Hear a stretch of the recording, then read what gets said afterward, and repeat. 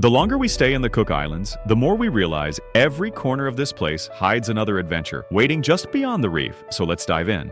Today is about the art of island life, not paintings in galleries, but the kind of knowledge passed from one generation to the next. How to climb a coconut tree, how to cook underground using volcanic stone, how to dance faster than seems physically unreasonable, and somehow make all of it look effortless, which honestly feels slightly unfair. There is a reason coconuts are called the tree of life across the Pacific, because for centuries, island communities used nearly every part of them.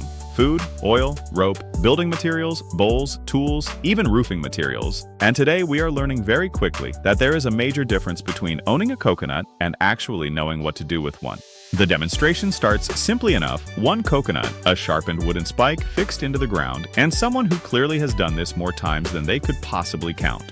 Within seconds, the husk is removed in long, clean sections, revealing the shell underneath. No hesitation, no wasted movement, just pure technique. I feel like I just watched someone speedrun island survival. Exactly, because what takes most visitors several confused minutes takes experienced islanders maybe 10 seconds, and then comes the cracking, one precise strike, perfect split, fresh coconut water immediately pouring out. And here is what makes coconuts fascinating. On many Pacific islands, they became essential for survival because they provided hydration, calories, oil, and materials all from one tree, which is why Polynesian navigators carried coconuts with them while exploring huge sections of the Pacific Ocean centuries ago. So technically, coconuts helped people discover islands. Yes, dear. Tiny floating survival kits with excellent branding. And then we move to coconut grating, which somehow looks both incredibly efficient and mildly dangerous at the same time. Traditional coconut graters use a serrated metal edge mounted onto a wooden seat, allowing the flesh to be scraped into fine flakes almost unbelievably quickly. The texture changes completely once grated, becoming soft, rich, and full of natural oils. And this is where you realize coconut in island cuisine is not just an ingredient. It is part of the foundation of everyday cooking. Meanwhile, I am still emotionally processing how fast that first coconut disappeared. Same. Honestly, I now look at supermarket coconuts with significantly more respect. From island traditions, we move into island geology. Black rock, also known as toro. It is these massive volcanic basalt formations sitting directly against the edge of the sea. The contrast here is incredible. Dark volcanic stone, bright turquoise water, and waves constantly reshaping the coastline around it. These rocks formed millions of years ago through volcanic eruptions, when molten lava cooled and hardened into dense basalt stone. Which means this coastline is essentially the exposed volcanic backbone of the island itself. So we are basically standing on frozen lava beside paradise water. Exactly. And somehow that combination works beautifully. Walking across the formations feels almost like moving through giant natural sculptures, shaped slowly by wind salt and ocean spray over thousands of years. The surface changes, constantly rough in some places, smooth in others, every section weathered differently by the Pacific. And hidden between the rocks are tiny tide pools, each one holding its own miniature world. Small fish shells, crabs, seaweed, and tiny marine creatures trapped temporarily between the tides. Every time I look down, there is another tiny ecosystem hiding in one of these pools. Exactly. And that is one of the amazing things about coastlines like this. Even the smallest spaces become habitats, and the sound here never fully disappears. Waves crashing against the basalt, water pulling back through narrow gaps, wind moving across the coast. It feels powerful without needing to announce itself. As the sun begins to set, the island changes again. The lagoon softens, lights begin reflecting across the water, and suddenly the entire evening feels almost cinematic. Tonight we are experiencing one of the Cook Islands' most famous traditions, cultural dancing performed on floating overwater stages. Which already sounds impressive before anyone even starts dancing. The first thing you notice is not the dancers, it is the drumming, deep rhythmic percussion echoing across the lagoon with incredible speed and precision. Cook Island's drumming is famous throughout Polynesia for its complexity. The rhythm controls everything: the movement, the energy, the pace of the performance itself. And once the drumming begins, the atmosphere changes instantly. This is not background music. This is cardio with percussion. That is actually one of the most accurate descriptions possible. Cook Island's dancing is known for extremely fast hip movement, synchronized footwork, and constant rhythm control. And seeing it live is completely different from seeing it online, because suddenly you realize just how physically demanding it actually is. Every movement matches the drums, almost perfectly. Fast, sharp, controlled, and unbelievably consistent. And what makes it even more impressive is the stamina, because the energy never really drops. I am exhausted just watching this respectfully from a chair. Same, and I now fully understand that island fitness operates on an entirely different system. And then for a moment, everything slows again. The drums soften, the lagoon reflects the stage lights, and the water becomes almost completely still. There is something special about island evenings. Nothing feels rushed. People stay longer. Conversations stretch out naturally. The atmosphere does not push you forward. It lets the moment breathe. And then we arrive at one of the oldest cooking traditions in Polynesia, umukai, an underground earth oven used for slow cooking food over heated volcanic stones. The process begins by heating rocks over an open fire until they become extremely hot. Food is wrapped usually in banana leaves placed over the stones and then covered, allowing everything to cook slowly using trapped heat and steam. This method has been used across the Pacific for centuries because it cooks large amounts of food evenly while adding a subtle smoky flavor. So technically, this is island slow cooking with geology involved. Definitely. And honestly, food cooked underground immediately sounds more impressive. When the umukai is finally uncovered, the smell arrives first. Rich, smoky, slightly sweet from the banana leaves and coconut fish, taro chicken, tropical vegetables all cooked slowly until tender. Everything feels deeply connected to the island itself. The ingredients, the cooking method, even the fuel source. This feels less like dinner and more like a community event. Because traditionally, cooking this way was never designed for one person. It was built around gathering people together. And honestly, with Mother's Day coming up, it feels especially fitting because so much of this knowledge survives through families, recipes, traditions, cooking techniques, stories, all passed down from one generation to the next. Every culture has those meals or moments that instantly remind you of home, and usually somewhere in that memory, there is a mother or grandmother making sure everyone is fed properly while somehow pretending it was not a lot of work. Which is impressive because mothers can cook for 10 people and still somehow say things like, "There's not much food," while the table is physically overflowing. Honestly, one of the great universal mysteries. A coconut opened in seconds. Ancient volcanic stone shaped into coastline drums, echoing across water dancers, moving faster than seems possible. And food, cooked underground, using the heat of volcanic rock. Today was about skill, the kind developed slowly over generations until it becomes part of daily life. And somehow, every part of it felt completely connected to the island.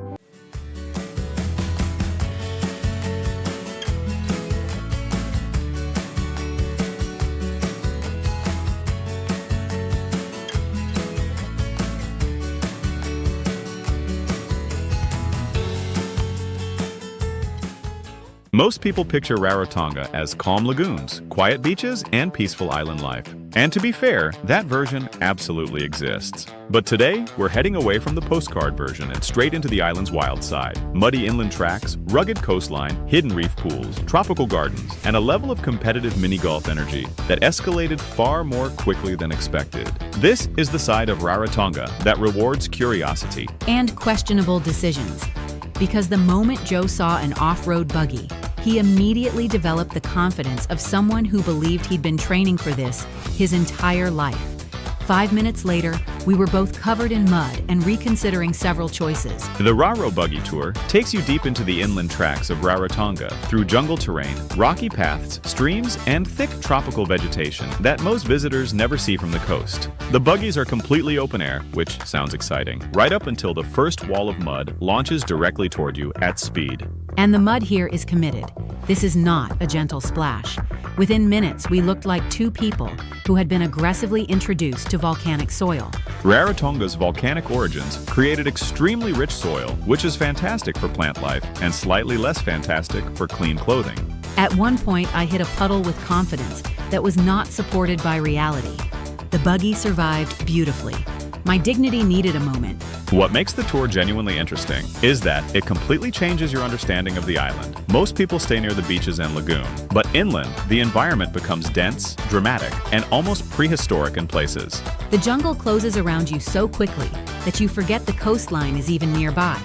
1 minute, you're looking at palm trees and ocean views, and the next, you're bouncing through muddy trails surrounded by giant tropical plants, while Joe insists the sideways drifting was intentional. It was controlled, I assure you. Correction. It was memorable. What many visitors don't realize is that Rarotonga is the exposed peak of an ancient volcano. Millions of years ago, volcanic activity pushed this island upward from the ocean floor. Over time, erosion carved steep ridges, valleys, and sharp green peaks through the center of the island. That volcanic history shaped everything here: the dramatic mountains, the rich soil, and even the dense tropical growth surrounding us now. And the vegetation grows fast here, not cute little tropical garden fast. More like, leave something outside too long and the island may absorb it permanently. The humid climate combined with volcanic minerals creates ideal growing conditions for tropical plants, which explains why everything feels oversized. The leaves, the trees, even the ferns look ambitious. After the muddy inland tracks, we head toward the rugged eastern coastline to explore one of Rarotonga's quieter natural features: hidden reef pools and coastal caverns carved into the limestone reef by centuries of wave action. And finding them feels like discovering somewhere you weren't supposed to know about. You walk across rough reef rock with the Pacific crashing nearby, and suddenly there's this perfectly clear pool tucked quietly between the stone. The reef surrounding Rarotonga acts as a natural barrier against the Pacific Ocean. Waves break against the outer reef, but in certain areas, seawater pushes through channels and cavities in the rock, constantly refreshing these pools. That circulation keeps the water clear and surprisingly cool. It also keeps you very aware that the Pacific Ocean is right there doing whatever it wants, which adds excitement. What makes these pools special is the contrast between calm and power. Just meters away, waves are crashing against the reef with enormous force. But inside the pools, the water feels still and protected. And every pool feels slightly different. Some are deep enough to swim in, some are shallow enough to just sit quietly and pretend you personally discovered them. After the coastline, we slow things down at Mare Nui Botanical Gardens. The gardens are privately maintained and showcase a wide range of tropical plants that thrive in Rarotonga's volcanic soil and humid climate. And after driving through mud all morning, walking into these gardens feels strangely sophisticated, like the island looked at us and decided we needed calming down. The volcanic soil here is rich in nutrients, allowing tropical plants to grow intensely and quickly. The gardens are especially known for their tropical lilies and ginger plants, many of which thrive in the warm, humid conditions. Everything here feels vivid. The flowers are brighter, the greenery is thicker, and even the air somehow feels tropical. Unlike highly structured botanical gardens built around symmetry, Mare Nui feels more organic. The pathways curve naturally through dense vegetation. Ponds reflect layers of greenery, and the entire space feels connected to the surrounding landscape, rather than separated from it. This is also where Joe became deeply confident in his plant identification skills, despite clearly inventing at least half the names. I was approximating scientifically. You pointed at a flower and called it aggressively tropical. Naturally, after jungle trails and reef pools, the day somehow ends with mini-golf. And this is where things became unnecessarily competitive, because casual mini-golf only stays casual until someone starts keeping score properly. The course itself is wonderfully chaotic. Tropical decorations, bright colors, awkward angles, and enough obstacles to destroy confidence very quickly. I started strong. Joe started strategically, which apparently means missing the first shot and pretending it was tactical. Mini-golf rewards patience. Mini-golf rewards luck and emotional resilience.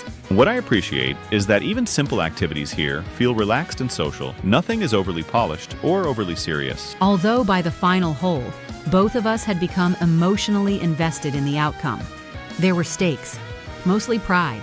As the evening settles in, the island changes pace again. The roads quiet down, the air cools slightly, and everything feels calmer after the energy of the day. What surprises me most about Rarotonga is how much variety exists within such a small island. In one day, you can move from muddy jungle tracks to hidden coastal pools to peaceful gardens without traveling very far at all.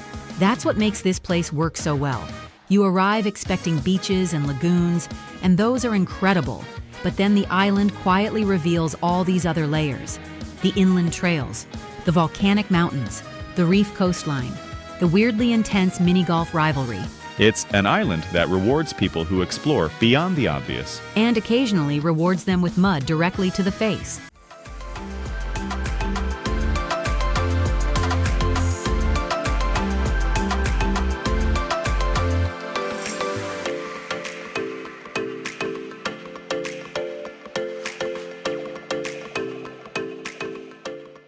There are beautiful beaches, beautiful islands, beautiful oceans, and then there is Aitutaki, a place where the water somehow looks edited, Even when it is not, today starts with a flight, a small prop plane, a short journey across the Cook Islands, and somehow, the view from the window becomes the first moment that completely breaks your brain. Because when Aitutaki appears below you, it does not look real.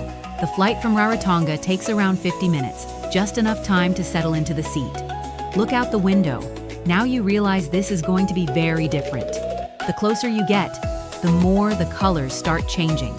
Deep Pacific blue shifting into electric turquoise. Then lighter shades so bright they almost glow. Aitutaki is an atoll, a ring-shaped lagoon formed around ancient volcanic activity and coral reef development over thousands of years. From above, you can see the reef surrounding the lagoon almost perfectly, protecting the calm water inside from the open Pacific Ocean beyond. And honestly, the pilot could probably charge extra just for the view alone. The moment you land, everything feels slower, quieter, warmer. Aitutaki does not rush anything, and after the flight, that somehow feels exactly right. Palm trees moving in the breeze, small roads, open space everywhere. No towering buildings, no traffic noise, just lagoon, sky, and light bouncing off the water from every direction. And then comes the part people dream about, the Vaca Cruise traditional-style wooden boats, crossing one of the most famous lagoons in the world. The boats move slowly across the shallow water, and that pace matters because it gives you time to actually absorb where you are. The lagoon changes color constantly, depending on depth.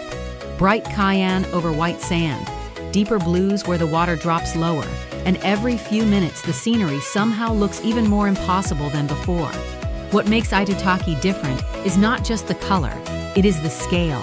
The lagoon stretches endlessly around you. Small islands scattered across the water, coral reefs visible beneath the surface.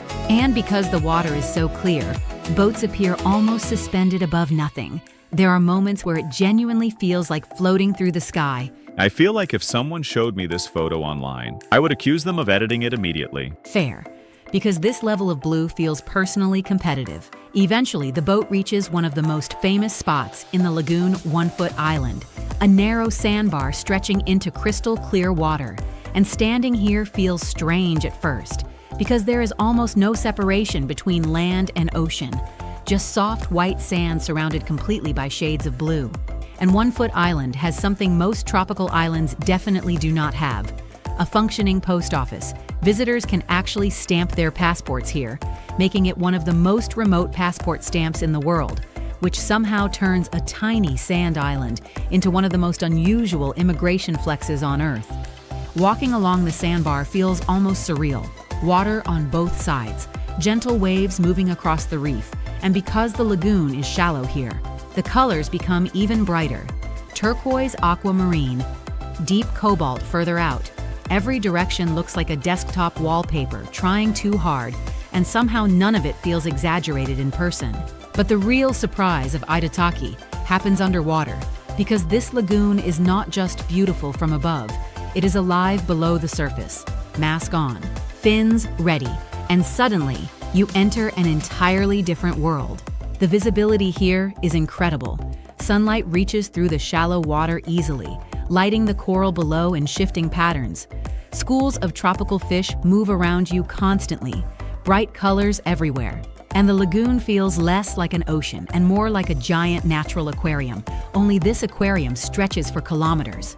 And then you spot them, Napoleon wrassa, large reef fish known for their size, rounded foreheads, and surprisingly calm personalities. Some can grow over 2 meters long, yet somehow move through the water with complete gentleness. And unlike many reef fish, they are curious, not aggressive, not nervous, just calmly observing the strange humans floating through their lagoon. Swimming beside one feels slightly ridiculous at first, because your brain expects something that large to move differently, but they glide slowly through the water, almost effortlessly. And suddenly, you stop trying to photograph everything and just watch, because moments like this do not really need improving. That fish has more confidence than most people I know. To be fair, it lives in the most beautiful lagoon on Earth. Confidence feels justified. And this is what stays with you about Aitutaki.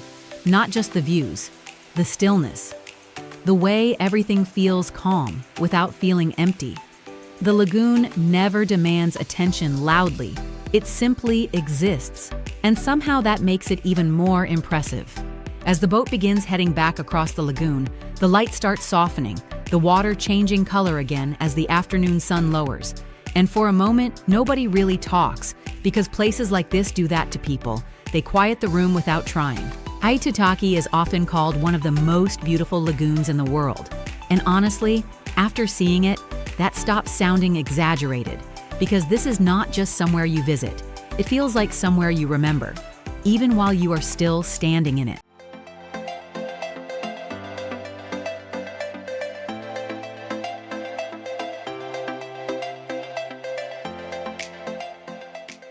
There are days where the ocean feels calm, predictable, peaceful. Today is not one of those days because somewhere beyond this reef are giant humpback whales, a shipwreck over 100 years old, and turtles casually resting in underwater canyons, like they own the entire Pacific, which, honestly, they probably do. And somehow all of this is happening around one small island in the middle of the ocean. I would just like to point out that today includes both whales and shipwrecks, which feels like the ocean setting very ambitious expectations. Exactly, and we have not even gotten underwater yet. Our first stop today is something that already sounds slightly futuristic, the Rarotonga Reef Sub, a semi-submersible vessel designed to let you explore beneath the surface without fully diving underwater. Part boat, part underwater observatory, and somehow one of the best ways to understand what is happening below the lagoon. It feels like somebody combined snorkeling with public transport. Honestly, that is not entirely inaccurate. The moment the lower cabin dips beneath the waterline, everything changes. The light softens, the temperature cools slightly, and suddenly the reef appears outside the windows like a moving aquarium. Coral formations stretch across the seabed, while schools of reef fish move together in synchronized patterns, almost like the entire ecosystem agreed to cooperate for dramatic effect. This feels unfairly peaceful. Exactly. And then the shipwreck appears. The SS Mai Tai was a steamship traveling through the Cook Islands in 1916 when it struck the reef near Rarotonga. Despite attempts to save the vessel, the damage was too severe, and the ship eventually became part of the reef itself.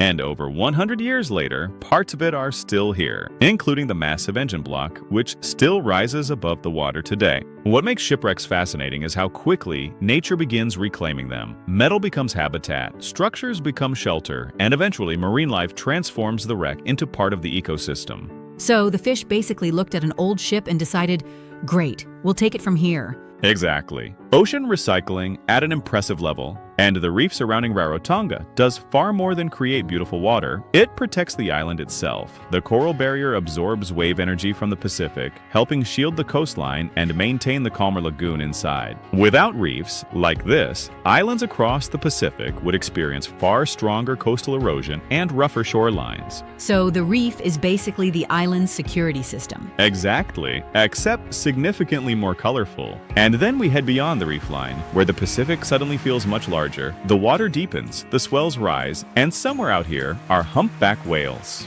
Every year, between roughly July and October, humpback whales migrate through Cook Island's waters, traveling from colder Antarctic feeding grounds toward warmer tropical areas, where they give birth and raise calves. And the reason they choose warm water is surprisingly practical. Newborn calves have very little body fat, so warmer tropical seas help them conserve energy during the early stages of life.